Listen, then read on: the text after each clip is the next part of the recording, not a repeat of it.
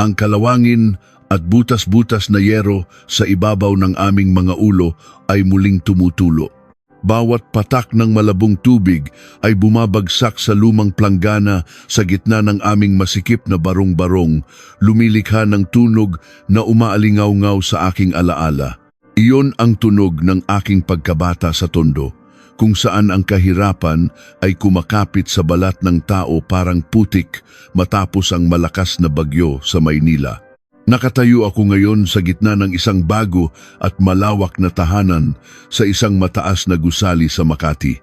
Hinaplos ng aking mga daliri ang malamig at makinis na bato ng hapagkainan, ngunit sa aking pandinig ay naroon pa rin ang tunog ng tumutulong ulan mula sa nakaraan.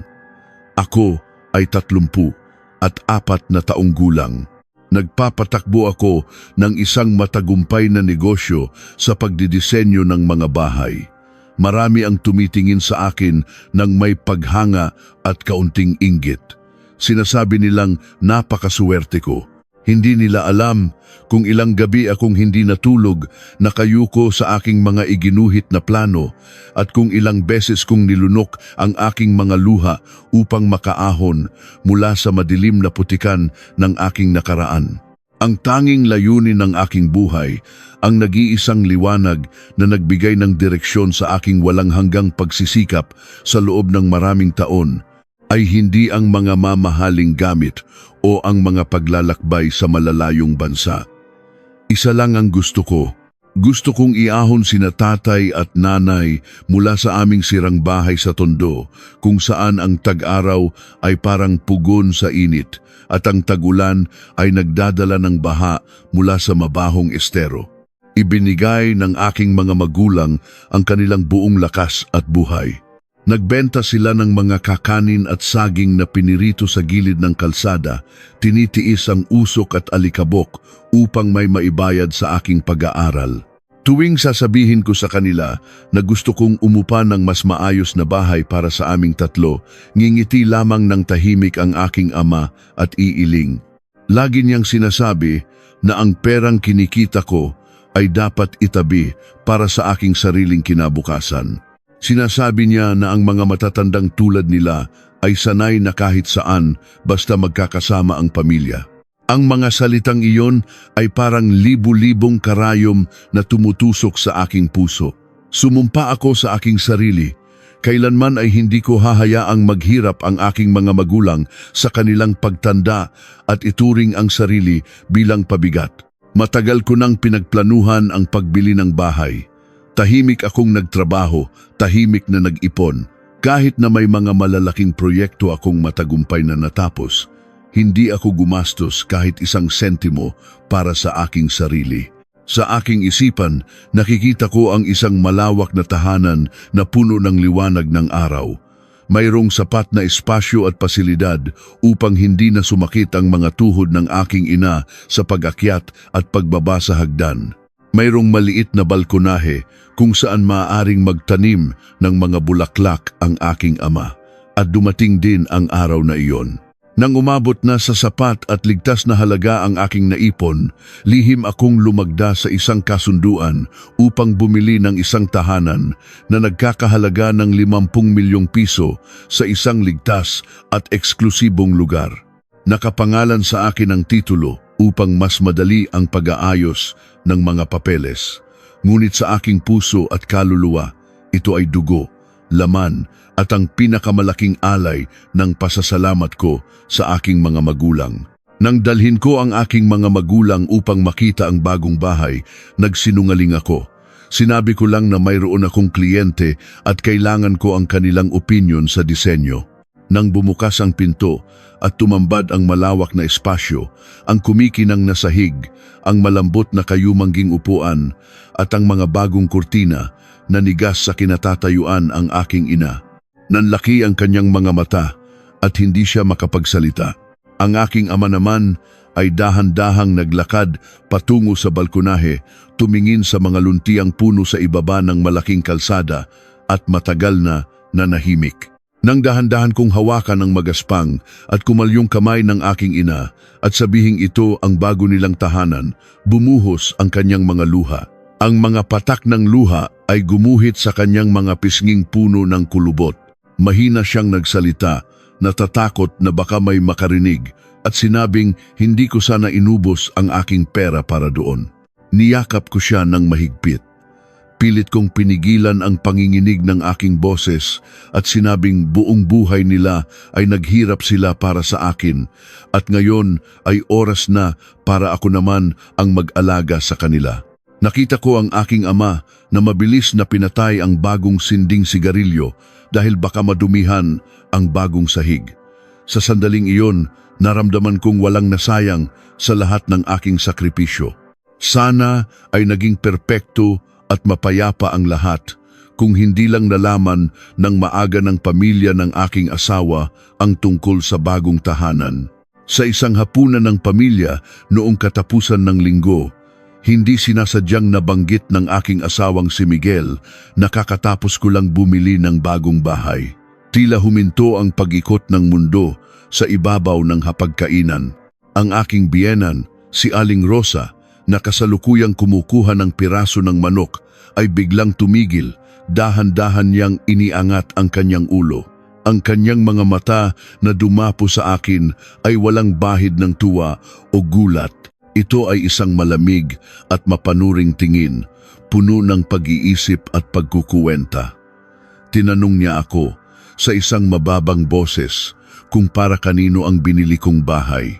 Nang mahinahon kong sinagot na binili ko iyon para sa aking mga magulang upang mayroon silang maayos na matitirhan sa kanilang katandaan, hindi na siya nagsalita. Gumawa lamang siya ng isang mahabang tunog sa kanyang lalamunan. Ngunit ang tingin na iyon, ang tingin na tila ba nakagawa ako ng isang napakalaking kasalanan, ay nagdulot ng bigat sa aking dibdib. Lumipas ang ilang segundo, pabagsak na ibinaba ni Aling Rosa ang kanyang kutsara at tinidor. Ngumiti siya ng tipid at nagbitiw ng mga salitang kasing talim ng patalim. Sinabi niya na kung ganoon karami ang pera ko, bakit hindi ko rin ibinili ng bahay ang pamilya ng asawa ko? Agad na bumalot ang matinding lamig sa buong silid. Si Miguel ay pilit na tumawa at sinubukang pagaanin ng usapan. Sinabi niyang nagbibiro lang ang kanyang ina dahil malaki naman ang kanilang tinitirhan. Ngunit kilala ko si Aling Rosa. Walang bahid ng biro sa kanyang ngiti at sa kanyang mga mata. Makikita roon ang matinding pagkamakasarili at ang malalim na paniniwala na anumang kikitain ng manugang ay dapat na mapunta sa pamilya ng asawa. Pinili kong manahimik. Ayaw kong sirain ang aming hapunan. Akala ko ang aking pagtitiis at pananahimik ay magpapanatili ng kapayapaan. Nagkamali ako. Lumipas ang ilang araw, hindi na nagpaligoy-ligoy. Diretsahan niya akong pinagsabihan sa gitna ng kanilang sala. Sinasabing kung ang manugang ay sa sariling pamilya lamang nakatingin, paniguradong magkakagulo ang buhay mag-asawa. Nagsimulang gumapang ang hirap ng paghinga sa aking araw-araw na buhay. Ngunit bago ko pa man ito harapin at ayusin, isang malaking pangyayari sa aking trabaho ang dumating. Ang aking kumpanya ay nakakuha ng isang napakalaking kasunduan mula sa mga dayuhang namumuhunan sa Amerika. Bahagi ng aming kasunduan na kailangan kong lumipad patungong Amerika at manatili roon ng 3 buwan upang personal na pamahalaan at tapusin ang mga mahahalagang disenyo. Isa itong pagkakataon na hindi ko maaaring tanggihan dahil sa laki ng kikitain at sa karangalang dadalhin nito sa aking pangalan. Ngunit ang aking puso ay puno ng matinding pag-aalala. Kakalipat lamang ng aking mga magulang sa bagong bahay. Hindi ko pa nabibili ang paboritong lalagyan ng kape ng aking ina at hindi ko pa napapalitan ang upuan ng aking ama ng mas malambot na unan. Pakiramdam ko ay iniiwan ko ang isang napakahalagang kayamanan na hindi ko pa lubos na napoprotektahan. Bago ang araw ng aking pag-alis, ginamit ko ang lahat ng aking natitirang oras upang magpabalik-balik sa bagong bahay. Nagbayad ako ng mga tauhan upang maglagay ng karagdagang kandado sa pangunahing pinto. Bumili ako ng maraming pagkain at gamit na tatagal ng ilang buwan. Hinawakan ko ang mga kamay ng aking ina at paulit-ulit na nagbilin. Sinabi ko na kung may magtanong mula sa pamilya ni Miguel, sabihin niyang bahay ko iyon at huwag na siyang magpaliwanag pa. Tumawa lamang ang aking ina. Sinabi niyang masyado akong nag-aalala at wala namang dahilan para makialam ang aking mga biyenan. Sumang-ayon din ang aking ama at tinukso akong para na akong matanda kung mag-isip. Pilit akong ngumiti, ngunit sa kailaliman ng aking pakiramdam, mayroong isang hindi maipaliwanag na takot na ayaw umalis. Ang mga sunod-sunod na tanong ni Aling Rosa nitong mga nakaraang araw ay patuloy na umaalingaw sa aking isipan. Tinatanong niya kung saang lugar eksakto ang bahay, gaano kalaki ang sukat, gaano kahigpit ang mga guwardiya at maging ang buwan ng bayad para sa pagpapanatili ng gusali. Ang paraan ng kanyang pagtatanong ay hindi tulad ng isang simpleng pag-uusisa ng isang matanda. Parang siyang isang mangangaso na sinusuri ang lahat ng kahinaan ng kanyang biktima bago itapon ang lambat. At noong gabi bago ang aking paglipad, nag-uwi si Miguel ng isang mensahe mula sa kanyang ina. Sinabi ni Aling Rosa na napakaganda raw ng bahay, kaya gusto niyang magsama ng ilang mga kamag-anak sa katapusan ng linggo upang bumisita at maglibot. Agad na tumaas ang aking pagiging alerto. Mabilis kong sinagot si Miguel na hindi pa sanay ang aking mga magulang sa bagong lugar, kaya bakit kailangan pa nilang bumisita at maglibot. Muli siyang ngumiti ng guong at sinisisi ako na napakakitid ng aking isip.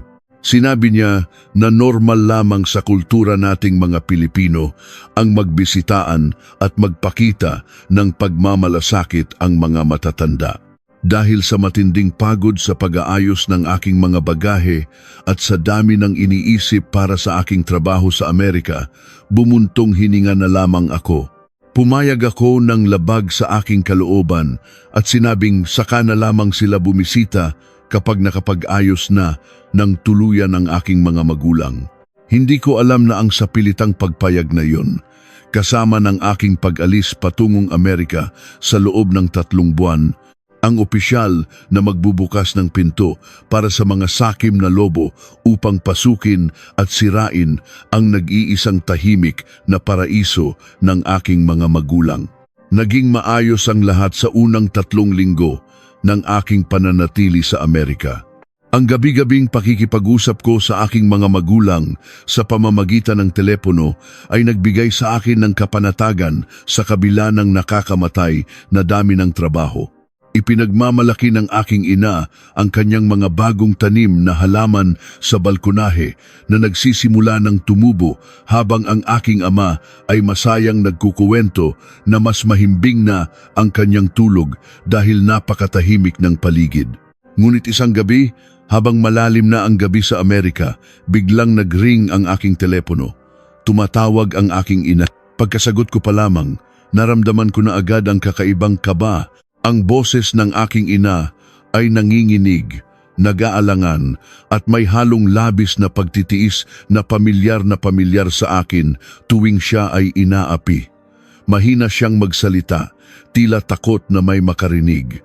Sinabi ng aking ina na dumating si Aling Rosa kasama ang ilang mga pinsan at kamag-anak ni Miguel. Sinabi nilang napadaan lamang sila kaya naisipan nilang pumasok at makinom ng tubig. Ngunit hindi sila tumigil sa pag-inom ng tubig. Nagsimula silang maglibot sa bawat sulok ng bahay, pinipintasan ng mga disenyo, at ang pinakamalala, may binitiwang salita si Aling Rosa na nagpatigas ng dugo sa aking buong katawan. Sinabi niya na napakasayang ng ganito kalaking bahay kung 2 matanda lamang ang nakatira. Talaga bang isang simpleng pagbisita lamang iyon ng mga kamag-anak na walang magawa o iyon na ang unang hakbang para sa isang walang awang plano ng pang-aagaw? Ano ang mangyayari sa aking mga magulang habang ako ay nasa kabilang dulo ng mundo, walang kakayahang umuwi agad para protektahan sila? Matapos ang tawag na iyon mula sa aking ina, hindi na ako dinalaw ng antok. Ang lamig mula sa pampalamig ng hangin sa aking silid dito sa kabilang dulo ng mundo ay tila nanuot hanggang sa aking mga buto, ngunit mas malamig ang pakiramdam na gumagapang sa aking dibdib. Nakatitig lamang ako sa madilim na kisame, inaalala ang bawat salitang binitawan niya. Napakasayang ng ganito kalaking bahay kung 2 matanda lamang ang nakatira. Ang mga salitang iyon ni Aling Rosa ay hindi isang inosenteng puna mula sa isang kamag-anak. Kilala ko ang babaeng iyon. Bawat buka ng kanyang bibig ay may nakatagong sukat at pagnanasa. Bawat tingin niya ay may halong pagkukuwenta. Ang kanyang sinabi ay hindi isang simpleng obserbasyon. Isa itong banta, isang pahayag ng pag-angkin sa isang bagay na kailanman ay hindi naging kanya.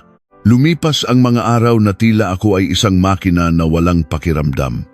Gumigising ako ng maaga, nagpupunta sa mga pulong, nakikipag-usap sa mga dayuhang negosyante at nakikipagkamay sa mga bagong kasosyo. Ngunit ang aking isip at kaluluwa ay naiwan sa Pilipinas. Ang aking mga ngiti sa harap ng mga kliyente ay hungkag.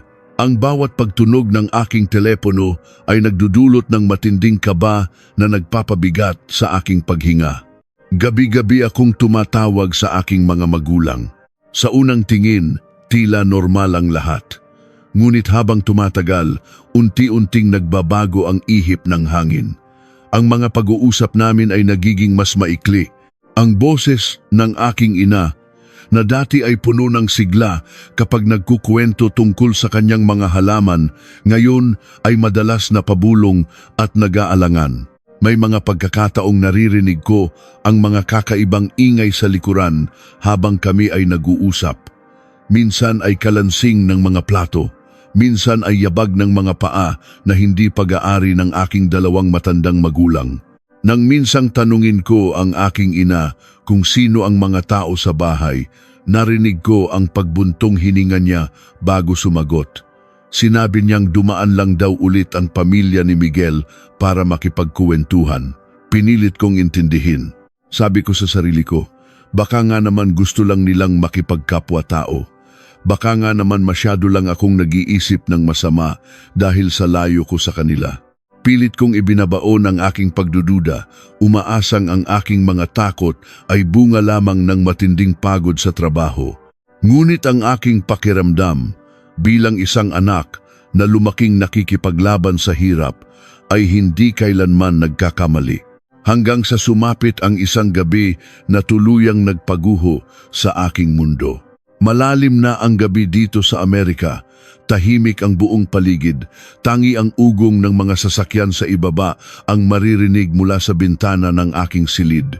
Katatapos ko lamang ayusin ang mga huling papeles para sa isang malaking proyekto nang biglang umikot ang aking sikmura. Umilaw ang aking telepono sa ibabaw ng mesa. Nakita ko ang pangalan ng aking ina. Hindi siya tumatawag ng ganitong oras. Alam niya na madaling araw na sa Pilipinas at gabi na sa akin. Maliban na lamang kung may masamang nangyari. Nanginginig ang aking mga daliri nang sagutin ko ang tawag. Hindi pa ako nakakapagsalita, narinig ko na ang mabigat at nahihirapang paghinga sa kabilang linya. Hindi ito iyak ng pighati dahil sa kamatayan. Ito ay iyak ng isang taong labis na napagod, naubusan ng lakas at pinagkaitan ng dignidad. Tinanong ko siya kung ano ang nangyari, kung bakit siya napatawag ng ganitong oras.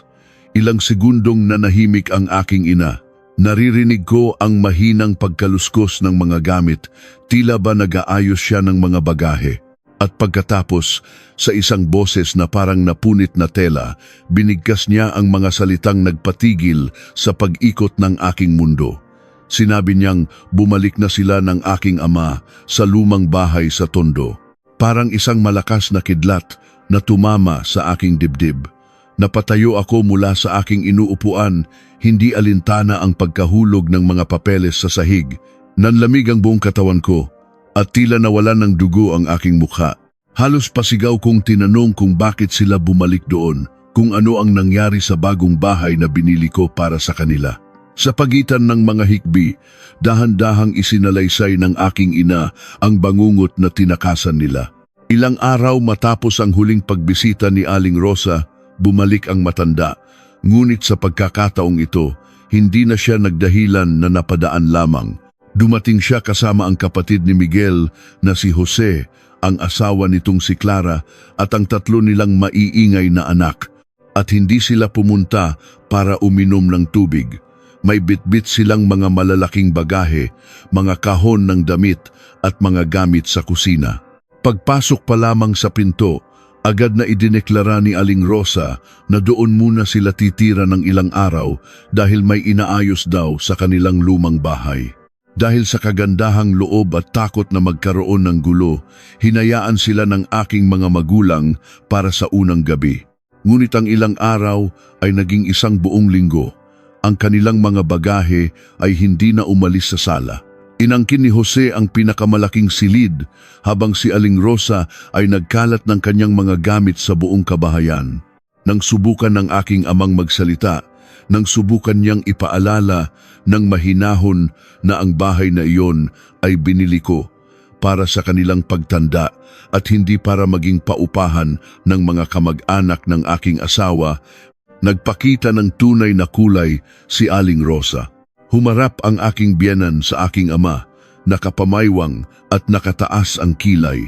Sa isang boses na puno ng paghamak at kawalang galang, sinabi niya na kung ang manugang ang bumili ng bahay, ibig sabihin ay pag-aari rin ito ng pamilya ng lalaki. Dinagdagan pa niya ito ng mga salitang dumurog sa dangal ng aking mga magulang. Sinabi niyang ang mga matatandang tulad nila na sanay sa hirap ay kahit saan na lang tumira dahil pareho lang naman ang kalalabasan. Wala raw silang karapatang mag-inarte sa ganoon kalaking bahay. Hindi nakayanan ng aking ama ang pambabastos. Siya na isang tahimik na tao na buong buhay ay yumuko para lang maitaguyod ako, ay inalipusta sa loob mismo ng bahay na inialay ko sa kanya. Dahil ayaw nilang maging dahilan ng pag-aaway namin ni Miguel at dahil alam nilang nasa malayo ako at hindi makakauwi agad, pinili ng aking mga magulang na lumisan. Kinuha nila ang kanilang mga lumang damit at tahimik na bumalik sa barong-barong sa tondo, iniwan ng malawak at magandang tahanan sa mga taong walang kasing kapal ang mukha. Habang pinakikinggan ko ang aking ina, nakaramdam ako ng matinding pagduwal. Ang puot na sumabog sa aking dibdib ay hindi lamang apoy. Ito ay isang malamig at matalim na yelo na handang sumugat sa kahit sinong humarang sa aking daan. Ang aking asawang si Miguel, nasaan siya nang mangyari ito? Bakit hinayaan niyang palayasin ang aking mga magulang? Alam ba niya ang lahat ng ito? Sa sandaling iyon, napagtanto kong ang pananahimik ni Miguel tuwing nagtatanong ako tungkol sa aking mga magulang ay hindi dahil abala siya, ito ay dahil isa siyang kasabwat sa kasamaang ito. Hindi ko na hinintay ang umaga. Wala na akong pakialam sa mga natitirang araw ng aking kontrata. Wala na akong pakialam sa kikitain ko o sa sasabihin ng aking mga dayuhang kasosyo. Ang tanging alam ko ay kailangan kong makauwi. Binuksan ko ang aking computer at bumili ng pinakaunang tiket sa eroplano pabalik ng Maynila. Hindi ako nag-impake ng maraming damit. Ang dinala ko lamang ay ang aking galit at ang determinasyong bawiin ang dangal ng aking pamilya. Hindi ko ipinaalam kay Miguel na uuwi ako. Wala akong sinabihan kahit sino sa kanilang pamilya. Gusto kong makita ng aking sariling mga mata ang kalapastangan ng ginawa nila. Ang mahabang oras sa loob ng eroplano ay isang pagpapahirap. Nakatitig lamang ako sa sandalan ng upuan sa aking harapan. Inuulit-ulit sa aking isipan ang bawat detalye ng gagawin ko pagdating ko roon. Inisip ko ang mukha ni Aling Rosa, ang mayabang na ngiti ni Jose, at ang tahimik na pagtataksil ng asawa kong si Miguel. Sila na walang ginawa kundi maliitin ako noong nagsisimula pa lamang ako. Sila na laging humihingi ng tulong pinansyal, ngunit hindi kailanman nagpakita ng tunay na paggalang sa aking mga magulang. Ginawa nila akong mangmang. Inakala nilang dahil malayo ako, maaari nilang nakawin ang aking pinaghirapan ng walang kahihinatnan. Nang lumapag ang eroplano sa Maynila, hindi na ako dumaan sa aming bahay ni Miguel. Dumiretso ako sa lumang barong-barong sa Tondo. Nang makita ko ang aking mga magulang na nakaupo sa luma naming bangko, napapaligiran ng alikabok at ingay ng kalsada, nadurog ang puso ko. Ang aking ama ay nakatingin sa malayo, tila nawalan ng pag-asa. Niyakap ko sila ng mahigpit. Humingi ako ng tawad ng paulit-ulit. Pinunasan ng aking ina ang aking mga luha at sinabing huwag na akong gumawa ng gulo, na mas mabuti ng tahimik kaysa mag-away ang pamilya. Ngunit umiling ako. Tinuyo ko ang aking mga luha at tumayo ng tuwid. Sinabi ko sa kanila na hindi ko hahayaang ang mga linta ang maghari sa bahay na binili ko mula sa aking sariling dugo at pawis. Umalis ako ng Tondo at sumakay patungo sa Makati. Pagsapit ko sa palapag ng aking unit, nakita ko na agad ang patunay ng kanilang pananakop. Sa labas pa lamang ng pinto, nagkalat ang mga tsinelas at sapatos na hindi pag-aari ng aking mga magulang. May mga kalat, mga balat ng candy at mga dumi sa tapat ng aming pinto. Naririnig ko mula sa labas ang malakas na musika, ang tawanan at ang yabag ng mga batang nagtatakbuhan. Tila may isang malaking pagdiriwang sa loob ng aking sariling bahay. Humigpit ang hawak ko sa aking bag. Dahan-dahan kong inabot ang hawakan ng pinto. Nang pihitin ko ito, napansin kong hindi man lang ito nakakandado. Dahan-dahan kong itinulak ang pinto at ang bumungad sa aking paningin ay isang eksenang hindi ko mapapatawad kahit kailan. Ngunit bago ako makahakbang papasok, may narinig akong pamilyar na boses na nagsasalita ng malakas. Isang boses na nagpatigil sa pagtibok ng aking puso at nagpatunay na ang pagtataksil ay nagmula sa taong pinagkatiwalaan ko ng aking buong buhay. Sino ang nagsasalita at ano ang kanyang sinasabi na tuluyang sumira sa aking pagkatao? Napatigil ang paghinga ko. Ang boses na umaalingaw-ngaw mula sa loob, nakikipaghalakhakan at nagyayabang ng buong pagmamalaki ay walang iba kundi ang boses ni Miguel, ang asawa ko, ang lalaking nangako sa harap ng dambana na poprotektahan ako at ang aking pamilya sa hirap man o sa ginhawa. Dahan-dahan kong itinulak ang nakawangwang na pinto, umaasang baka nagkakamali lamang ang aking pandinig. Ngunit ang bumungad sa akin ay isang tanawing nagpasiklab ng matinding galit na hindi ko aakalaing kaya kong maramdaman sa buong buhay ko. Ang malawak na sala na dati ay amoy malinis at puno ng liwanag, ang espasyong maingat kong dinisenyo para sa kapayapaan ng aking mga magulang ay ngayon ay amoy alak, mantika at maasim na pawis ng mga taong walang pakialam.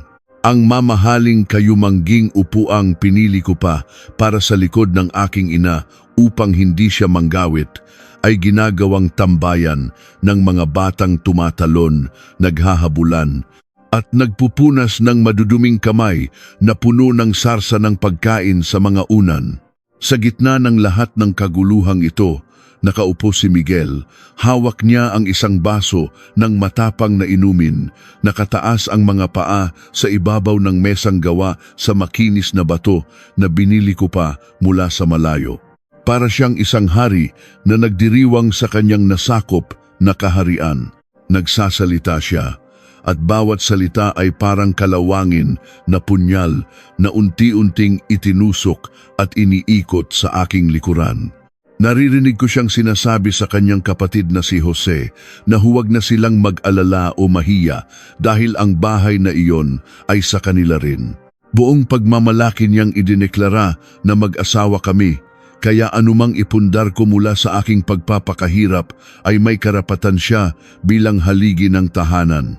Dinugtungan pa niya na mas mabuti nang nandoon sa Tondo ang aking mga magulang dahil mas sanay ang mga iyon sa alikabok, init at ingay ng ganoong buhay. Ayon sa kanya, Dito sa Makati ay mas babagay ang kanilang pamilya dahil kailangan nilang mapanatili ang kanilang antas sa lipunan para sa kanyang negosyong hindi naman lumalago kundi puro pagkalugi lamang ang inabot. Ang mga salitang iyon ay nagpabagsak sa lahat ng paggalang at pagmamahal na natitira sa aking puso para sa kanya. Ginawa niyang katatawanan ang kahirapan ng aking mga magulang. Ang mga taong nagpakain sa akin mula sa paglalako sa kalsada, ang mga taong nagturo sa akin ng dangal at sipag. Habang siya na ipinanganak na may kaya ngunit naging batugan, ay buong yabang na inaangkin ang bunga ng aking mga sakripisyo. Hindi ko na napigilan ang aking sarili. Humakbang ako papasok. Ang tunog ng takong ng aking sapatos ay umalingaw-ngaw sa makinis na sahig. Isang matalim na tunog na sapat upang mapalingon silang lahat. Tila nahinto ang pag-ikot ng mundo sa loob ng silid. Ang mayabang na halakhak ni Miguel ay naputol sa kanyang lalamunan na tila nasakal. Ang baso sa kanyang kamay ay muntik nang mahulog sa sahig dahil sa panginginig. Nanlaki ang mga mata ni Aling Rosa at si Jose ay napatayo mula sa kanyang pagkakaupo na tila nakakita ng multo mula sa nakaraan. Tinitigan ko silang isa-isa, walang luha sa aking mga mata, tanging isang malamig, patay, at nakakamatay na titig na nagmula sa kaluluwang lubos na nasaktan at pinagtaksilan. Huminga ako ng malalim, pilit kinakalma ang matinding panginginig ng aking buong katawan, at sinabi ko sa kanila sa isang boses na hindi ko nakilala bilang akin. Binigyan ko sila ng eksaktong 30 minuto upang hakutin ang lahat ng kanilang mga kalat at lisanin ang aking pamamahay. Natahimik ang buong paligid. Ang malakas na musika mula sa telebisyon ay tila naging isang malayong ingay na hindi ko na napapansin. Ngunit ang katahimikang iyon ay mabilis na binasag ng malakas, nakakainsulto at mapang-asar na halakhak ni Aling Rosa. Tumayo ang matanda, inayos ang pagkakasukbit ng kanyang alampay at tiningnan ako mula ulo hanggang paa na tila isang maruming basahan na nakapasok sa kanyang magarang palasyo. Sinabi niyang umuwi na pala ang magaling niyang manugang ng walang pasabi, marahil ay upang tiktikan ang kanyang asawa at ngayon ay nagmamalaki at walang hiyang nagpapalayas sa bahay na pag-aari ng kanyang sariling anak. Hinarap ko siya ng walang anumang pag-aalinlangan o takot.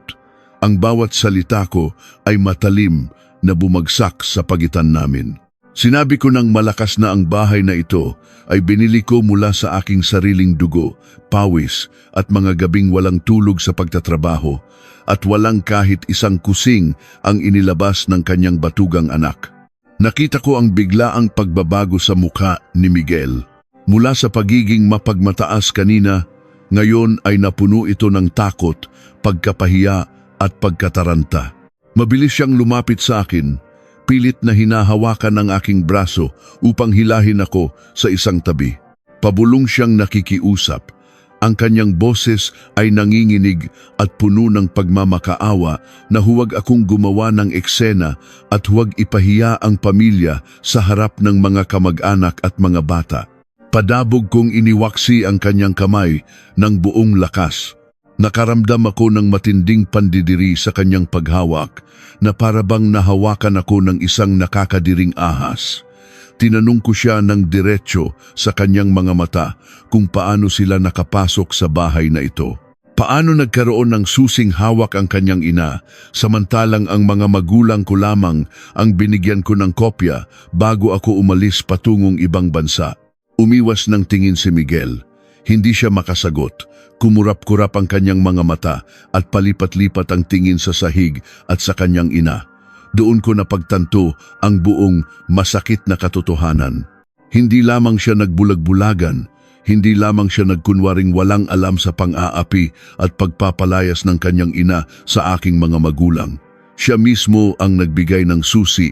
Siya mismo ang nagbukas ng pinto upang itaboy ang mga taong nagbigay ng buhay sa akin. Habang tinititigan ko ang lalaking ito, wala na akong nakitang asawa. Ang nakita ko ay isang duwag. Isang taong walang paninindigan na nagtago sa likod ng palda ng kanyang ina upang nakawin ang pinaghirapan ng kanyang asawa. Ibinenta niya ang aking tiwala para lamang mapabida sa kanyang pamilyang sanay na sanay manghingi at umasa sa pawis ng iba.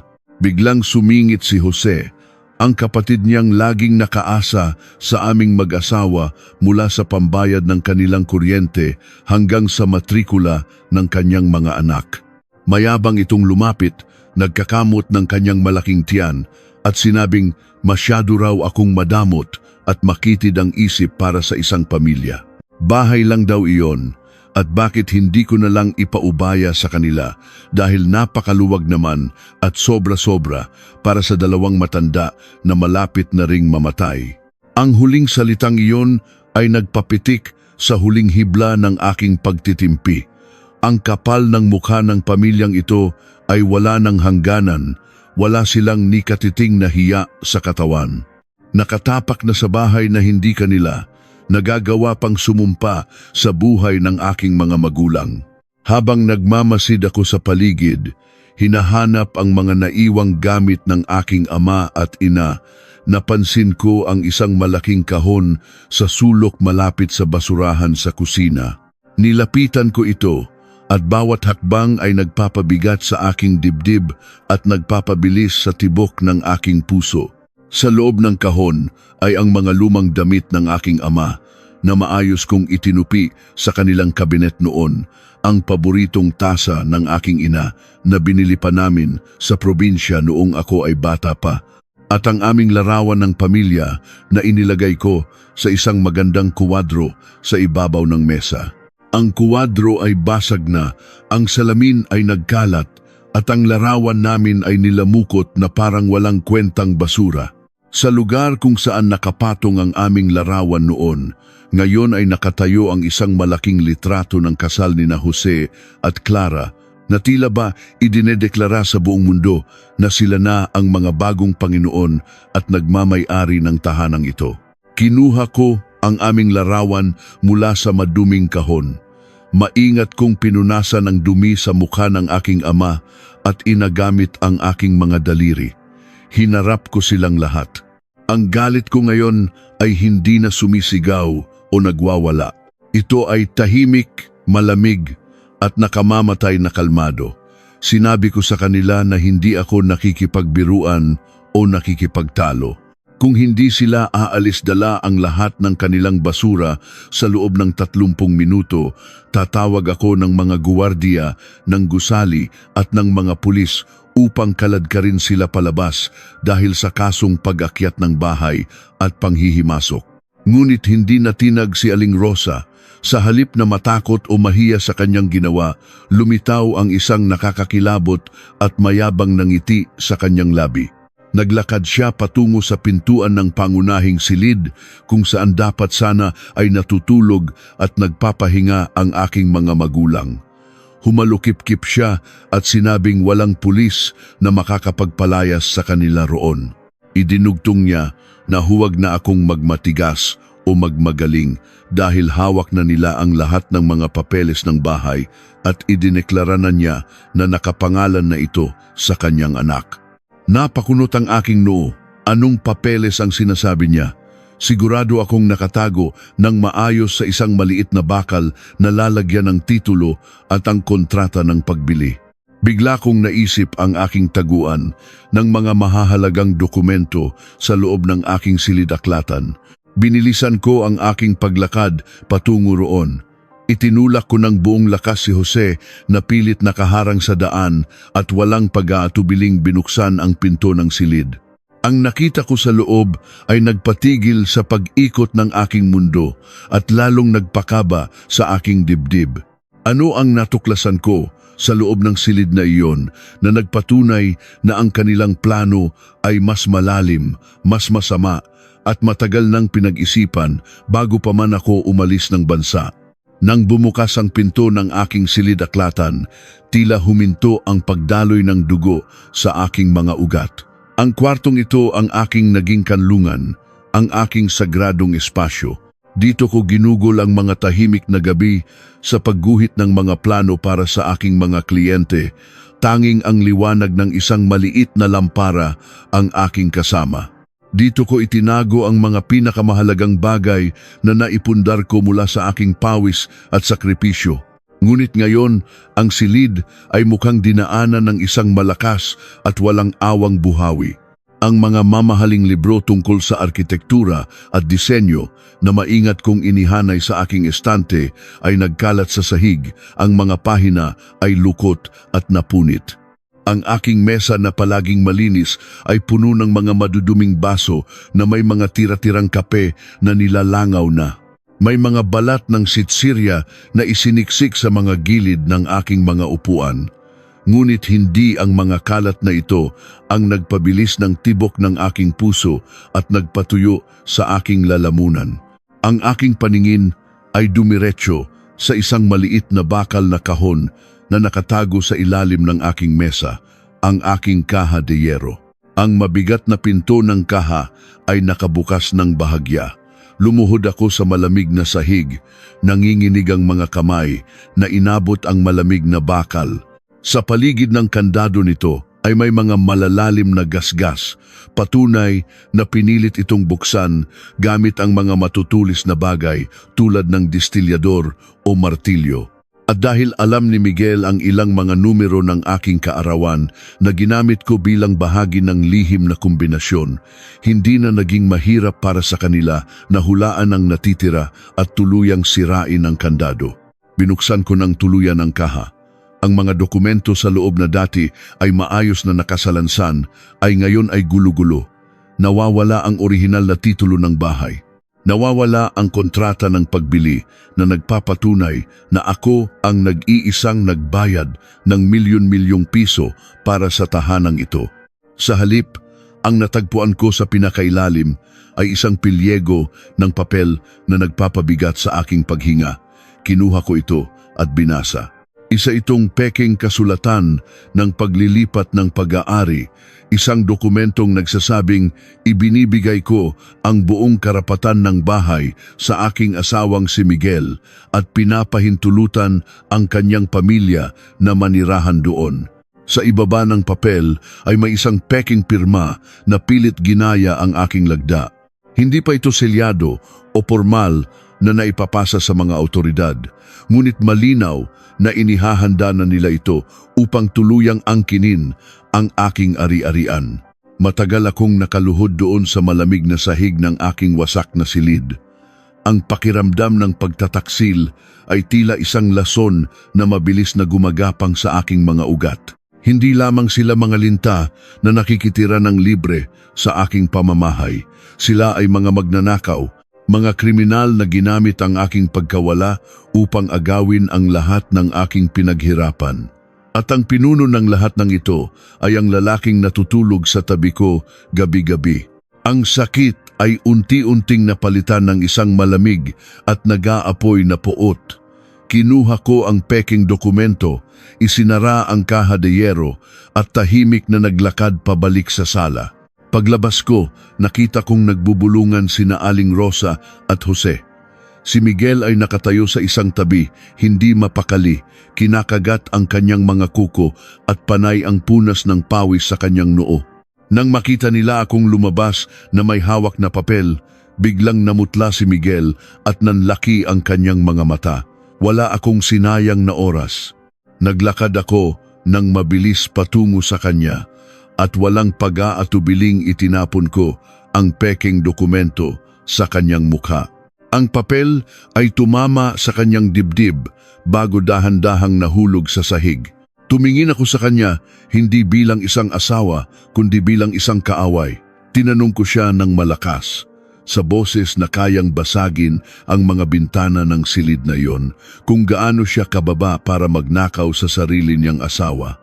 Itinuro ko ang papel sa sahig at sinabing iyon ba ang pinagmamalaki ng kanyang ina. Isang peking kasulatan na magdadala sa kanilang lahat sa loob ng malamig na selda. Hindi nakapagsalita si Miguel. Nakatitig lamang siya sa papel na nasa sahig, tila naubusan ng dugo ang kanyang mukha. Ngunit sa halip na humingi ng tawad, sa halip na lumuhod at magmakaawa na patawarin ko ang kanyang kataksilan, unti-unting nagbago ang anyo ng kanyang mukha. Ang duwag na asawa ay nawala at lumitaw ang isang lalaking puno ng inggit, paghihiganti at puot. Tumingala siya at tinitigan ako ng masama.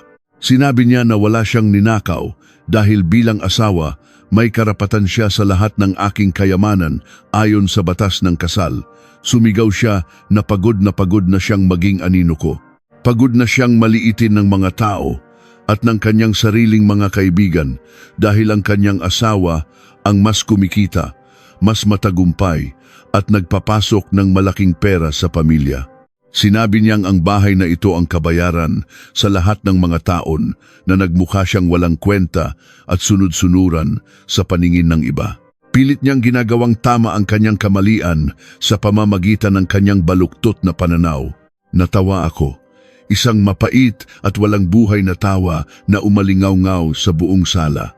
Sinabi ko sa kanya na ang pagiging walang kwenta niya ay hindi ko kasalanan, kundi bunga ng kanyang sariling katamaran at pagiging palaasa sa kanyang ina. Bawat salita ko ay tila latigo na humahagupit sa kanyang pagkatao. Binalingan ko si Aling Rosa na ngayon ay tahimik na nakikinig at tila nawalan na rin ng tapang. Sinabi ko sa matanda na ang kanyang plano ay palpak at katawa-tawa. Ang orihinal na titulo na ninakaw nila ay walang silbi dahil alam ng batas kung sino ang nagbayad at nagmamay-ari ng tahanan. Idinagdag ko na sa sandaling ito, tinatawagan ko na ang aking abogado at ang mga pulis. Ipapakulong ko silang lahat sa kasong pagnanakaw, paninira ng kagamitan at pamemeke ng mga dokumento. Nang marinig nila ang salitang pulis at kulungan, nakita ko ang tunay na takot na gumapang sa kanilang mga mata. Pilit na sumingit si Jose, nauutal, na sinasabing huwag ko raw idawit ang kanyang pamilya dahil sumunod lamang sila sa utos ni Aling Rosa. Nagkanya-kanya na sila ng turuan. Nagkakagulo na ang mga magnanakaw sa loob ng aking bahay. Kinuha ko ang aking telepono upang i-dial ang numero ng himpilan ng pulisya. Ngunit bago ko pa man mapindot ang huling numero, nakarinig kami ng malalakas na katok mula sa pangunahing pinto. Bumukas ito at pumasok ang 2 unipormadong guwardiya ng gusali. Kasunod ang 3 pulis na tinawagan ko pala kanina bago pa ako umakyat sa aking unit upang magreklamo tungkol sa mga taong nag-okupa sa aking ari-arian. Nakita ng mga pulis ang magulong sala, ang mga nagkalat na gamit at ang matinding tensyon sa aming mga mukha. Lumapit ang pinuno ng mga pulis at nagtanong ng may malakas na boses kung sino ang nagmamay-ari ng bahay at kung ano ang nagaganap na kaguluhan. Lalapit na sana ako upang ibigay ang aking pahayag at ipakita ang mga ebidensya ng pagnanakaw nang biglang mangyari ang isang bagay na hindi ko inaasahan. Isang napakagaling na pag-arte na sadyang plinano upang baliktarin ang sitwasyon at gawin akong masama sa paningin ng batas at ng mga nakikiusyosong kapitbahay na nagsisimula ng mag-ipon sa labas ng aming pinto. Biglang napasigaw si Aling Rosa. Hinawakan niya ang kanyang dibdib ng mahigpit, dumaing ng napakalakas at dahan-dahang bumagsak sa sahig. Namimilipit siya sa sakit, humihingal na tila kinakapos ng hininga at naghihingalo. Sumigaw si Jose ng napakalakas, humihingi ng tulong, sinasabing inaatake sa puso ang kanyang matandang ina dahil sa tindi ng pananakit at pagbabanta ng walang pusong manugang. Lumapit ang mga pulis sa nakabulagtang matanda at ang mga tingin ng mga usisero sa labas ay napuno ng awa para sa kanya at pagkasuklam para sa akin. Sa gitna ng kaguluhang ito, paano ko mapapatunayan ang aking inosensya at mabubunyag ang kanilang mga kasinungalingan kung ang mismong batas ay tila nahulog sa bitag ng kanilang pag-arte? Ang gulo sa loob ng aking sala ay tila isang nakakabinging ingay na nagpapabigat sa hanging aking nilalanghap. Ang bawat daing at iyak ni Aling Rosa habang nakabulagta sa malamig na sahig ay sinabayan ng malalakas na sigaw ni Jose. Ang kanyang mga kamay ay pilit na umaabot sa mga pulis. Itinuturo ako habang isinisigaw na ako ang dahilan kung bakit nag-aagaw buhay ang kanyang matandang ina. Ang mga usisero sa labas ng pintuan, ang mga kapitbahay na walang alam sa tunay na kwento ay nagsimulang magbulungan. Rinig na rinig ko ang kanilang mga mapanghusgang salita. Sinasabi nilang napakasama kong manugang, na wala akong utang na loob at nakakahiya ang ginawa kong pananakit sa isang matandang walang kalaban-laban. Sa mga sandaling iyon, kung ako ay isang mahinang babae, marahil ay bumigay na ang aking mga tuhod. Marahil ay napaiyak na ako sa tindi ng kahihiyan at kawalang katarungan. Ngunit ang mga luha ko ay matagal nang natuyo. Ang natira sa aking pagkatao ay isang yelong hindi kayang tunawin ng kanilang mga kasinungalingan. Pinagmasdan ko ang mukha ng aking asawang si Miguel. Nakaluhod siya sa tabi ng kanyang ina, hinahaplos ang noo nito at nagkukunwaring umiiyak sa harap ng mga alagad ng batas. Ang kanyang pag-arte ay napakagaling, halos mapaniwala niya ang buong mundo na siya ay isang aping anak at isang biktima ng isang malupit na asawa. Ngunit nakita ko ang mabilis na pag-iwas ng kanyang mga mata nang magtama ang aming paningin. Alam niyang alam ko ang totoo. Alam niyang ang lahat ng ito ay isang malaking pagbabalat kayo upang takasan ang kasong pagnanakaw at pamemeke ng mga kasulatan. Lumapit sa akin ang pinuno ng mga pulis. Ang kanyang mukha ay seryoso. Ang kanyang kamay ay nakapatong sa kanyang baywang andang rumesponde sa anumang kaguluhan. Tinanong niya ako kung ano ang ginawa ko sa matanda at kung bakit ito nawalan ng malay. Ang kanyang boses ay may halong pagdududa, tila ba nahatulan na niya ako sa kanyang isipan batay sa mga sigaw ni Jose at sa drama ni Aling Rosa. Huminga ako ng malalim. Itinuwid ko ang aking pagkakatayo at tinitigan ng pulis ng diretso sa kanyang mga mata. Ang aking boses ay kalmado, walang panginginig at puno ng katiyakan. Sinabi ko sa kanya na hindi ko hinawakan kahit dulo ng buhok ng matandang iyan. Idinugtong ko na kung talagang inaatake siya sa puso at nag-aagaw buhay, ang unang dapat gawin ay hindi ang magsisigaw at manisi, kundi ang tumawag ng ambulansya upang madala siya sa ospital. Sinabi ko ng malakas, sapat upang marinig ng lahat ng nasa loob at labas ng silid na kailangang suriin ng mga doktor ang kanyang kalagayan upang malaman kung tunay nga ba ang kanyang sakit o isa lamang itong palabas. Nang marinig ang salitang ospital at doktor, napansin ko ang bahagyang pagtigil ng pag-iyak ni Aling Rosa. Ang kanyang mga mata na nakapikit ay mabilis na kumislap at ang kanyang pagdaing ay tila nawalan ng tiyempo. Biglang napatayo si Miguel at nagkandara pa sa pagsasalita. Sinabi niya sa pulis na hindi na kailangan ng ambulansya, na baka kailangan lamang magpahinga ng kanyang ina at ang presyon lamang nito ang tumaas dahil sa labis na takot sa akin.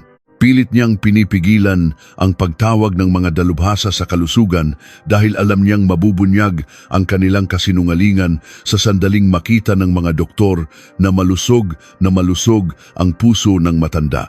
Ngunit hindi ko sila binigyan ng pagkakataong makatakas. Inutusan ko ang isa sa mga guwardiya ng gusali na tawagan ang pinakamalapit na pagamutan. Sinabi ko na babayaran ko ang lahat ng gastusin sa ospital, masiguro lamang na mabibigyan ng lunas ang aking biyanan. Ang aking mga salita ay tila isang patibong na unti-unting sumasakal sa kanila. Wala silang magawa kundi ang maghintay habang ang matanda ay patuloy na nakahiga sa sahig. Pilit na pinaninindigan ang kanyang huwad na sakit habang pinagpapawisan ng malamig dahil sa takot na mabisto. Habang hinihintay ang mga manggagamot, ibinaling ko ang atensyon ng pulis sa tunay na dahilan kung bakit kami umabot sa ganitong sitwasyon. Yumuko ako at pinulot ang peking kasulatan na itinapon ko kanina sa mukha ni Miguel. Iniabot ko ito sa pinuno ng mga pulis. Sinabi ko sa kanya na ang papel na iyan ay isang peking dokumento ng paglilipat ng pag-aari na natagpuan ko sa loob ng aking sinirang kaha de yero. Ipinakita ko ang pirma sa ibaba ng papel at sinabing isa iyang huwad na lagda na pilit ginaya upang manakaw ang aking bahay. Mabilis na sumingit si Jose. Sumisigaw na nagsisinungaling ako at ako raw mismo ang pumirma niyan bago ako umalis ng bansa upang ipaubaya sa kanila ang tahanan. Sinabi niyang, gusto ko lamang bawiin ngayon dahil nagbago ang aking isip at gusto kong palayasin ang kanyang pamilya. Ang mga kapitbahay sa labas ay muling nagbulungan, tila naguguluhan kung sino ang nagsasabi ng totoo. Ngunit handa ako sa lahat ng kanilang kasinungalingan. Binuksan ko ang aking bag at nilabas ang aking pasaporte. Iniabot ko ito sa pulis at itinuro ang mga selyo ng petsa ng aking pag-alis at pagdating. Sinabi ko sa pulis na tingnan ng maigi ang petsa kung kailan ginawa at pinirmahan ang peking kasulatan. Ang petsang nakasulat sa papel ay noong nakaraang buwan lamang. Tinitigan ko si Miguel at Jose, ang aking mga mata ay nag-aapoy sa poot at sinabi ko ng malakas na noong mga panahong iyon, ako ay nasa kabilang dulo ng mundo, libu-libong milya ang layo mula sa Pilipinas. Paano ko mapipirmahan ang isang kasulatan dito sa Maynila habang ako ay nagtatrabaho sa Amerika? Nanlaki ang mga mata ng pulis habang sinusuri ang pasaporte at ang papel. Ang katotohanan ay malinaw na nakalatag sa kanyang harapan. Ang katahimikan ay bumalot sa silid, isang katahimikang nagbabadya ng malaking kapahamakan para sa pamilya ni Miguel. Namutla si Jose at paatras na humakbang. Si Miguel ay napalunok ng malalim. Ang kanyang mga tuhod ay tila nanghihina. Kahit si Aling Rosa na nakahiga sa sahig ay napatigil sa pagdaing, tila nakalimutan na kailangan niyang umarte dahil sa tindi ng pagkabigla. Ang kanilang sabwatang ginugol ng ilang linggo upang planuhin ay nadurog sa loob lamang ng ilang segundo. Ngunit hindi pa ako tapos. Gusto kong ibaon sila sa hukay na sila mismo ang humukay. Gusto kong tiyakin na wala na silang kawala at hindi na nila magagamit ang kanilang mga kasinungalingan upang linlangin ang batas. Naglakad ako patungo sa isang maliit at lumang orasan na nakapatong sa isang mataas na estante sa gilid ng sala. Ang orasang ito ay hindi pinansin ni na Aling Rosa at Jose nang angkinin nila ang bahay, marahil dahil mukha itong luma at walang halaga. Kinuha ko ito at iniharap sa mga pulis at sa aking asawa. Sinabi ko sa kanila na bago ako umalis patungong Amerika, labis ang aking pag-aalala para sa kaligtasan ng aking matatandang magulang. Dahil dito, nagbayad ako ng isang kaibigan upang maglagay ng isang nakatagong paningin sa loob ng orasang ito. Isang maliit na kagamitang patuloy na kumukuha ng mga pangyayari sa loob ng sala at direktang nagpapadala ng mga larawan sa aking telepono. Ang mga salitang iyon ay tila isang bomba na sumabog sa mismong harapan ni Miguel. Kinuha ko ang aking telepono at mabilis na binuksan ang talaan ng mga nakuhang larawan at galaw noong mga nakaraang linggo. Sinabi ko sa pulis na dito natin makikita kung paano pinilit buksan ang aking silid, kung sino ang sumira sa aking kaha de yero at kung paano nila pinaghatian ang aking mga personal na kagamitan. Iniabot ko ang telepono sa pulis upang simulan ang pagpapatugtog ng mga patunay. Nang makita ni Miguel na wala na siyang kawala, na ang lahat ng kanyang kataksilan ay mapapanood ng mga pulis at ng mga tao sa paligid, nawala siya sa katinuan. Bigla siyang sumugod palapit sa akin, ang kanyang mukha ay baliw sa takot at galit. Inabot niya ang telepono upang agawin ito at sirain. Sumisigaw na hindi iyon totoo at gawa-gawa ko lamang ang lahat. Mabilis akong umiwas at agad siyang hinawakan ng 2 pulis at inilayo sa akin. Pumipiglas siya, nagwawala at isinisigaw ang aking pangalan na tila isang isinumpang salita. Habang pinipigilan ng mga pulis ang nagwawalang si Miguel at habang ang pulis na may hawak ng aking telepono ay pinapanood ang walang awang paninira nila sa aking mga gamit, isang malakas na yabag ang narinig mula sa pasilyo. Ang mga kapitbahay na nakaharang sa pintuan ay biglang nahawi, tila nagbibigay daan sa isang taong may awtoridad at kapangyarihan. Isang matangkad na figura ang tumambad sa pintuan. Ang lahat ng mata ay napalingon sa kanya. Ang paghinga ko ay pansamantalang nahinto. Sino ang taong ito na dumating sa pinakamagulong sandali ng aking buhay? At anong papel ang gagampanan niya sa katapusan ng bangungot na ito? Humawi ang mga tao sa pasilyo at pumasok ang isang lalaking nakasuot ng formal na barong. Ang kanyang tindig ay puno ng awtoridad at ang kanyang mga hakbang ay mabigat at tiyak. Siya ay si Ginoong Mendoza, ang aking matagal ng tagapagtanggol sa batas at pinagkakatiwala ang tagapayo. Bago pa man ako sumakay ng eroplano pabalik ng Pilipinas, lihim ko na siyang tinawagan upang ihanda ang lahat ng kinakailangang papeles. Alam kong hindi magiging madali ang pagpapalayas sa mga linta, ngunit hindi ko inaasahan na aabot sa ganito kasuklam-suklam ang kanilang mga plano. Lumapit si Ginoong Mendoza sa pinuno ng mga pulis. Tahimik siyang naglabas ng isang makapal na lalagyan ng mga kasulatan mula sa kanyang dalang itim na bag. Ang kanyang boses ay malalim at kalmado, ngunit bawat salita ay parang masilyo na bumabayo sa mga pangarap ng pamilya ni Miguel. Inilatag niya sa harap ng mga alagad ng batas ang tunay at orihinal na titulo ng bahay na nakapangalan lamang sa akin, mga katibayan mula sa bangko na nagpapatunay na ang lahat ng ibinayad sa bahay ay nanggaling sa aking sariling bulsa at ang isang sinumpaang salaysay mula sa pamunuan ng gusali na nagpapatunay na walang karapatan ang pamilya ni Miguel na manirahan doon. Tiningnan ni Ginoong Mendoza ang peking kasulatan na hawak ng pulis. Umiling siya at sinabing ang papel na iyon ay isang malinaw na pamemeke at panlilinlang.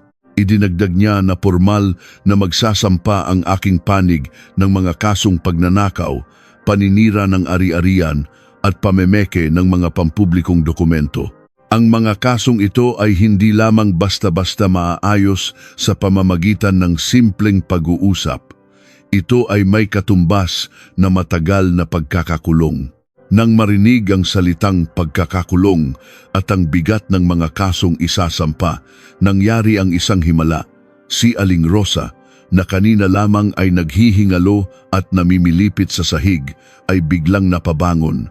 Nawala ang kanyang panginginig, nawala ang kanyang pagdaing, ang kanyang mga mata ay nanlaki sa matinding takot, at ang kanyang mukha ay kasing puti ng papel. Ang mga usisero sa labas ay napasinghap. Nakita ng buong mundo ang kanyang kasinungalingan. Ang matanda ay mabilis na lumuhod sa sahig, hindi na upang mag-arte, kundi upang magmakaawa. Gumapang siya papalapit sa akin, pilit na inaabot ang laylayan ng aking damit. Umiiyak siya ng totohanan. Sumisigaw na huwag ko siyang ipakulong dahil matanda na siya at hindi niya kakayanin ang hirap sa loob ng selda.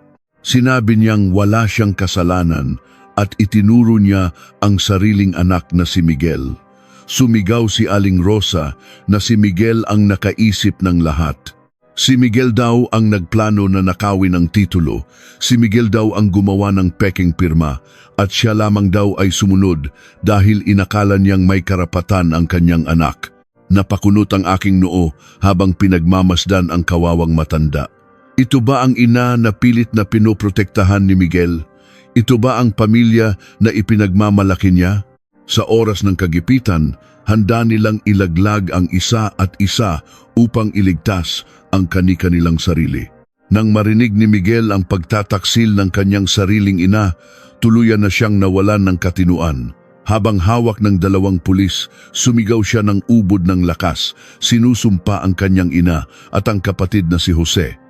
Sinumbat niya ang lahat ng mga utang na binayaran niya para sa kanila gamit ang aking pera. Isinigaw niya na ginawa niya ang lahat ng kasamaang ito upang iahon sila sa hirap, ngunit ngayon ay itinataboy siya ng mga taong ipinagtanggol niya. Ang sala na dati ay tahimik at payapa ay naging isang madilim na tanghalan kung saan ang isang pamilya ay nagkakagutay-gutay dahil sa sarili nilang kasakiman. Pinagmasdan ko silang lahat. Ang galit na nagliliyab sa aking dibdib noong una akong dumating ay unti-unting naglaho. Pinalitan ito ng isang matinding pandidiri. Ginamit nila ang salitang pamilya upang takpan ang kanilang pagnanakaw. Ginamit nila ang kultura ng pagtutulungan upang gipitin ako. Ngunit sa harap ng batas at ng katotohanan, lumabas ang kanilang tunay na anyo.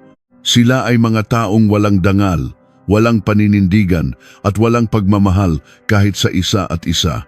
Inutusan ng pinuno ng mga pulis ang kanyang mga tauhan na posasan sina Miguel at Jose. Si Aling Rosa ay inalalayan upang tumayo. Ang kanyang mga kamay ay pilit na nilagyan din ng malamig na bakal. Habang kinakaladkad sila palabas ng aking tahanan, dumaan sila sa harap ng mga kapitbahay na ngayon ay nakatingin sa kanila ng may labis na pagkasuklam.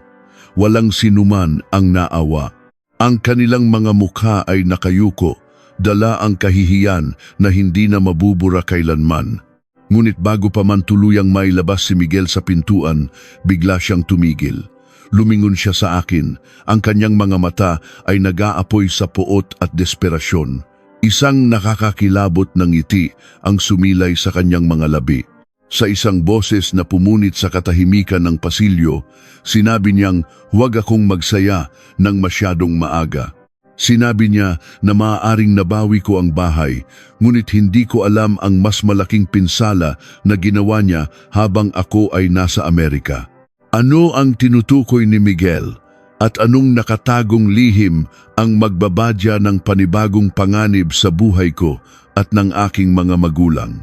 Sumara ang makapal na pinto ng aking tahanan.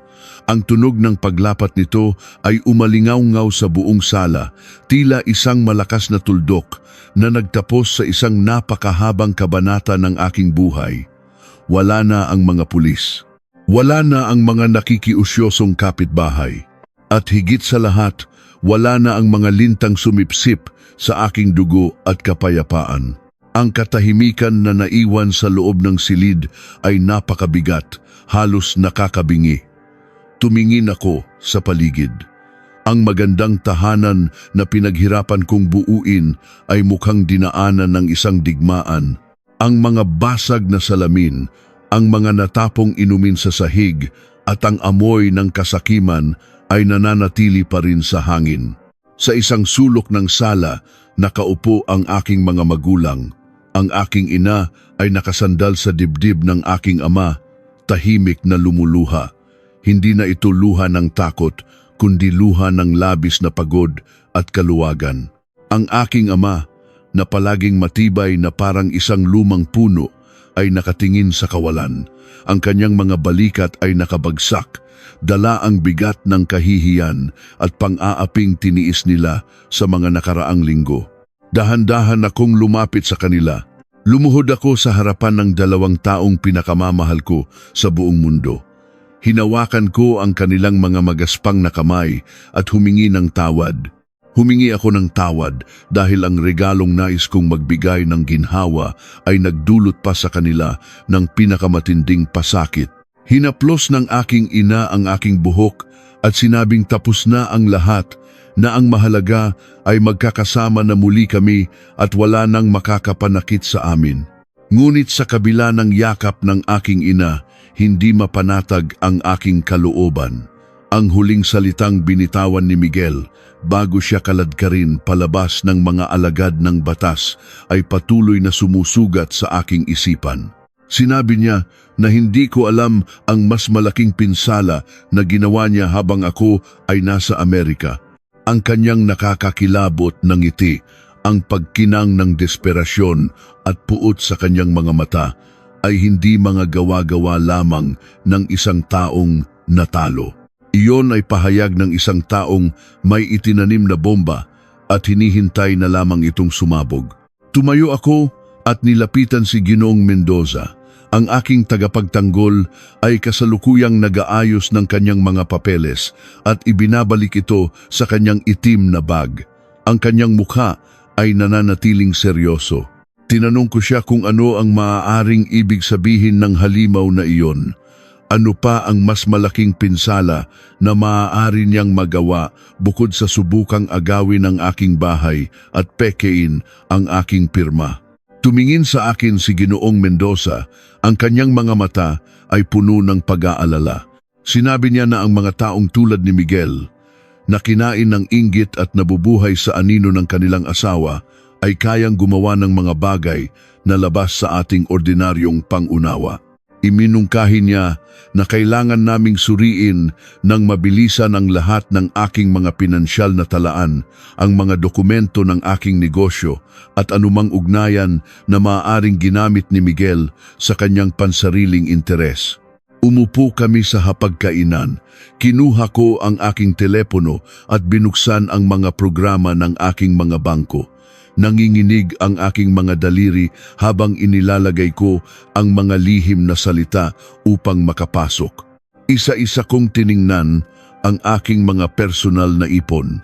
Ang pera na itinabi ko para sa aking mga magulang, ang pondo para sa mga susunod na proyekto, ang lahat ay naroon at hindi nabawasan. Nakahinga ako ng bahagya. Sinabi ko kay Ginoong Mendoza na ligtas ang aking mga personal na pondo dahil gumagamit ako ng mahigpit na seguridad na hindi alam ni Miguel. Ngunit umiling si Ginoong Mendoza. Ipinaliwanag niya na kung nabigo si Miguel na makuha ang pera ng direkta mula sa aking mga personal na imbakan, tiyak na humanap siya ng ibang paraan upang sirain ako. Tinanong niya ako kung mayroon kaming mga lumang pinagsasaluhang pondo, mga lumang papeles ng pautang o kung may kakayahan si Miguel na lumapit sa mga kasosyo ko sa negosyo. Biglang nanlamig ang buong katawan ko. Isang alaala mula sa nakaraan ang mabilis na nagbalik sa aking isipan. Ilang taon na ang nakalilipas noong maayos pa ang aming pagsasama at nagsisimula pa lamang lumago ang aking kumpanya. Nagbukas kami ng isang pinagsasaluhang lalagyan ng pondo sa bangko na may kasamang tsekera. Ginagamit namin iyon para sa mga pangangailangan sa loob ng bahay. Nang magsimulang lumamig ang aming relasyon at napansin ko ang kanyang pagiging pabaya sa pera, inihinto ko na ang paglalagay ng malalaking halaga roon. Ngunit hindi ko kailanman formal na ipinasara ang pondong iyon. At ang mga blankong tseke, hindi ko na matandaan kung saan ko naiwan ang mga iyon. Bukod pa rito, may mga pagkakataon noon na inuutusan ko si Miguel na magdala ng mga mahahalagang dokumento ng aking kumpanya kapag ako ay labis na abala. May kopya kaya siya ng tatak ng aking negosyo?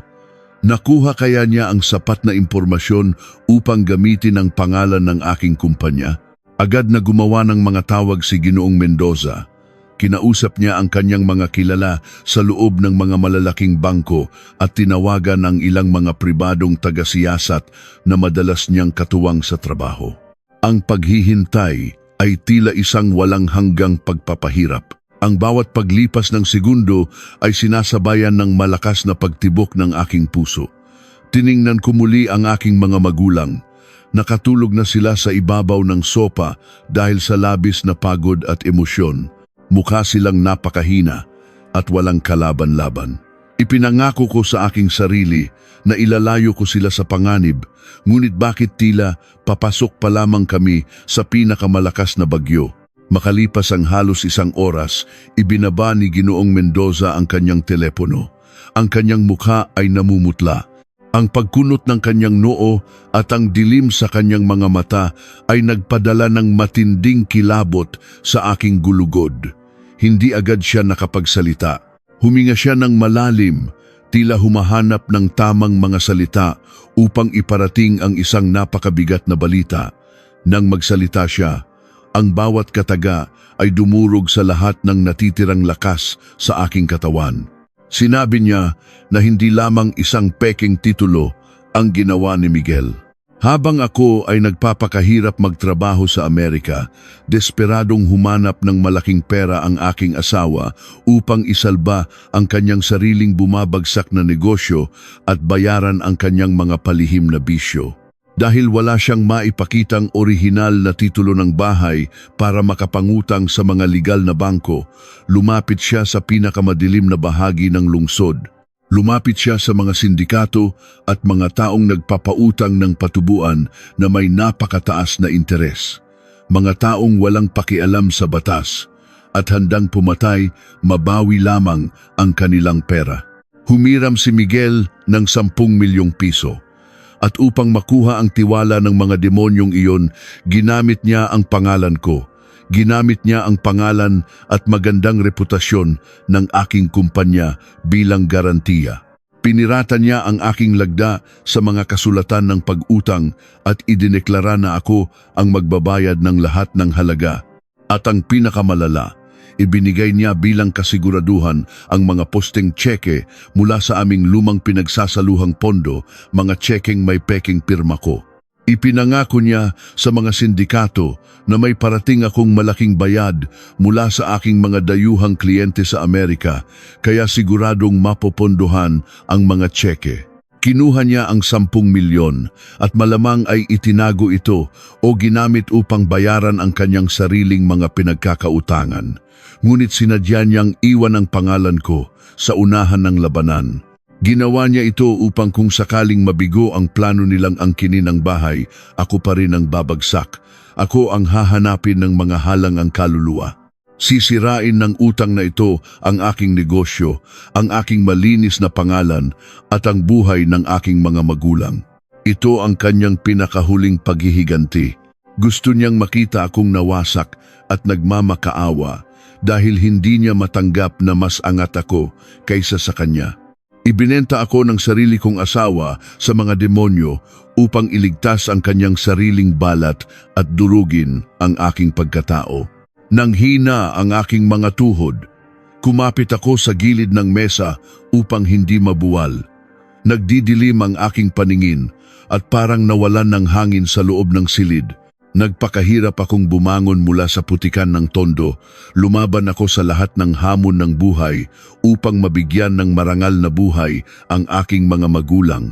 At sa isang duwag at walang hiyang galaw, itinulak ako ng lalaking pinakasalan ko sa isang malalim at madilim na bangin na walang kasiguraduhan kung may mabubuhay pa.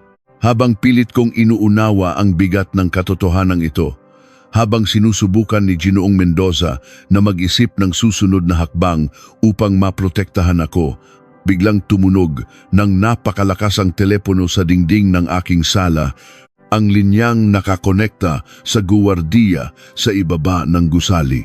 Ang pagring nito ay sunod-sunod, matining at tila nagbabadya ng isang napakalaking sakuna. Dahan-dahan akong naglakad patungo sa dingding at tinaas ang telepono. Ang boses ng guwardiya sa kabilang linya ay nanginginig sa matinding takot at panik.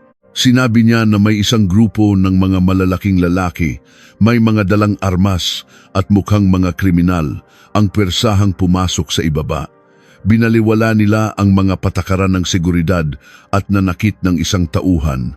Nasa loob na raw sila ng elevator at paakyat na sa aking palapag. Hinahanap daw nila ako at ang aking asawa upang maningil ng utang. Bago pa man ako makasagot, bago pa man ako makapagbigay ng utos sa guwardiya na tumawag muli ng pulis, narinig ko ang malakas na pagtunog ng elevator sa labas ng aming pasilyo. Kasunod nito ay ang mga mabibigat na yabag ng mga sapatos na naglalakad ng mabilis patungo sa direksyon ng aking pinto. Napatitig ako sa pinto. Napalunok ako. Sino ang mga taong ito na nag-aabang sa labas? At anong karahasan ang handa nilang gawin upang maningil sa isang utang na kailanman ay hindi ko inutang? Ang malalakas na katok sa aming pintuan ay tila mga kulog na nagpabinging muli sa aking pandinig. Bawat kalabog ay nagpapayanig sa sahig na aking kinatatayuan.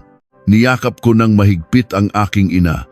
Pilit siyang itinatago sa aking likuran habang ang aking ama ay tumayo sa aking tabi, handang ipagtanggol kami kahit na nanginginig ang kanyang mga tuhod. Ngunit bago pa man tuluyang masira ang pinto, bago pa man makapasok ang mga halang ang kaluluwa, isang malakas na sigaw mula sa labas ng pasilyo ang pumigil sa kanilang pandadahas. Sumilip ako sa maliit na butas ng aming pinto. Ang nakita ko ay isang tagpo na tila isinulat ng tadhana upang igawad ang pinakamatinding parusa sa mga taong nagtaksil sa akin. Ang mga pulis na nag-imbestiga kanina, ang parehong mga alagad ng batas na nagkaladkad kina Miguel, Jose at Aling Rosa palabas ng aking unit ay hindi pa pala nakakababa. Naabutan nila sa pasilyo ang grupo ng mga armadong lalaki na nagtatangkang sirain ang aking pinto. Nang makita ng mga kriminal ang mga unipormadong pulis na may mga hawak na baril, agad silang nataranta. Ngunit ang mas nakakagulat ay ang reaksyon ng pinuno ng mga sindikato nang makita niya ang nakaposas na si Miguel. Sumigaw ang lalaki. Itinuturo ang aking asawa at sinabing iyon ang taong may utang sa kanila ng milyon-milyong piso. Pilit na lumalaban ang mga kriminal upang mahawakan si Miguel habang ang mga pulis ay mabilis na gumawa ng hakbang upang pusasan din ang mga bagong dating. Sa gitna ng kaguluhan, nakita ko ang mukha ni Miguel. Wala na ang kanyang kayabangan, wala na ang kanyang mapanlinlang na ngiti. Ang kanyang mukha ay basang-basa ng luha at pawis. Nanginginig sa matinding takot habang nakulong siya sa pagitan ng batas na magpapakulong sa kanya at ng mga sindikatong handang pumatay sa kanya. Umiiyak si Miguel. Nagmamakaawa sa mga pulis na ilayo siya sa mga lalaking iyon. Sumisigaw siya at tinatawag ang aking pangalan, humihingi ng tulong, nagmamakaawa na bayaran ko ang kanyang mga utang upang iligtas ang kanyang buhay. Ngunit hindi ko na binuksan ang pinto. Tinalikuran ko ang pintuan at huminga ng malalim. Ang lalaking iyon ay matagal nang namatay sa aking puso noong sandaling buksan niya ang aming tahanan upang palayasin ang aking mga magulang. Hinayaan ko ang batas at ang tadhana na ang humusga at magparusa sa kanyang mga kasalanan. Lumipas ang mga linggo pagkatapos ng gabing iyon. Naging abala kami ni Ginoong Mendoza sa pag-aayos ng lahat ng legal na gusot na iniwan ng aking dating asawa. Ang mga peking tseke at mga huwad na kasulatan ng pautang ay madaling napatunayan ng mga dalubhasa na hindi akin. Walang pananagutan ang aking kumpanya at ang aking pangalan sa mga utang ni Miguel sa mga sindikato. Dahil sa dami ng kanyang mga kasalanan mula sa pamemeke ng mga pampublikong dokumento, pagnanakaw at panlilinlang, nahatulan si Miguel ng mahabang taon sa loob ng madilim na selda. Ang kanyang pamilya ay lubos na nawasak. Si Jose ay nakulong din dahil sa pakikipagsabwatan sa pagnanakaw ng aking mga gamit at paninira ng aking ari-arian. Si Aling Rosa, ang matandang nag-akalang ang kanyang katusuhan ay magbibigay sa kanya ng isang marangyang palasyo, ay naiwan mag-isa. Nawalan siya ng mga anak na aalalay sa kanya. Nawalan siya ng dangal sa paningin ng lahat ng kanilang mga kakilala at napilitan siyang bumalik sa isang barong-barong na mas luma at mas sira pa kaysa sa aming dating tinitirhan sa Tondo. Ang batas ng kalikasan ay naging malupit sa kanila. Ibinalik sa kanila ang lahat ng pait at sakit na ipinalasap nila sa aking mga magulang. Samantala, unti-unting bumalik ang kapayapaan sa aming tahanan sa Makati. Nagbayad ako ng mga tauhan upang palitan ang lahat ng mga sirang kagamitan. Pininturahan muli ang mga dingding na nadumihan at bumili ako ng bagong kahadeyero na may mas mahigpit na seguridad. Ngunit ang pinakamahalagang bahagi ng pag-aayos ay ang pagbabalik ng mga alaalang sinubukan nilang sirain. Isang hapon, nakatayo ako sa gitna ng sala habang pinagmamasdan ang aking mga magulang. Ang aking ama ay nasa balkonahe, tahimik na dinidiligan ang mga bagong tanim na halaman na pumalit sa mga nasira. Ang sinag ng papalubog na araw ay tumatama sa kanyang mukha, nagbibigay ng isang mainit at mapayapang liwanag. Ang aking ina ay nakaupo sa bagong kayumangging upuan. Maingat na tinatahi ang isang napunit na punda ng unan. Ang kanyang mukha ay kalmado, wala na ang bakas ng takot at pangangamba na nakita ko noong gabing iyon. Nilapitan ko ang maliit na estante sa gilid ng sala. Sa ibabaw nito ay naroon muli ang aming larawan ng pamilya. Ipinagawa ko ang basag na kuwadro at pinunasan ang bawat alikabok sa salamin. Habang tinititigan ko ang aming mga nakangiting mukha sa larawan, naramdaman ko ang isang mainit na luha na tumulo sa aking pisngi. Hindi ito luha ng kalungkutan, kundi luha ng tunay na kaligayahan at tagumpay. Sa wakas, naintindihan ko na ang tunay na halaga ng tahanang ito. Ang 50 milyong piso na ibinayad ko ay hindi para sa makinis na sahig, hindi para sa magandang tanawin sa labas ng bintana, at lalong hindi para sa paghanga ng ibang tao. Ang ibinayad ko ay para sa kaligtasan, dignidad, at kapayapaan ng mga taong nag-alay ng kanilang buhay upang makarating ako kung nasaan man ako ngayon. Ang tahanang ito ay isang muug na nagtatanggol sa aming pamilya laban sa kalupitan ng mundo. Ang kasal namin ni Miguel ay tuluyan nang napawalang bisa. Tinanggal ko ang kanyang pangalan sa aking buhay na parang isang maruming mantsa na matagal ko nang dapat nilabhan. Natutunan ko ang isang napakapait ngunit napakahalagang aral. Ang pamilya ay hindi lamang nakabatay sa dugo o sa singsing na isinusuot sa daliri. Ang tunay na pamilya ay ang mga taong gumagalang sa iyong mga hangganan, nagpapahalaga sa iyong mga sakripisyo, at hindi kailanman gagamitin ang iyong kabutihan upang abusuhin ang iyong mga mahal sa buhay. Tumayo ako sa tabi ng aking ama sa balkonahe. Pinagmasdan namin ang mga ilaw ng lungsod na unti-unting bumubukas habang lumalalim ang gabi. Malamig ang ihip ng hangin, nagdadala ng sariwang amoy ng mga halaman. Napangiti ako, ligtas na kami. Wala nang magnanakaw sa aming kapayapaan. Ngunit sa pagtatapos ng mahaba at madilim na yugtong ito ng aking buhay, hindi ko maiwasang tanungin ang aking sarili at ang sinumang nakikinig sa aking kwento. Kung ikaw ang nasa aking kalagayan, hanggang saan ang kaya mong isakripisyo at gaano katigas ang puso mo upang tuluyang itakwil ang taong pinangakuan mo ng walang hanggang pag-ibig sa harap ng dambana, kung ang kapalit nito ay ang kaligtasan ng mga taong nagbigay sa iyo ng buhay?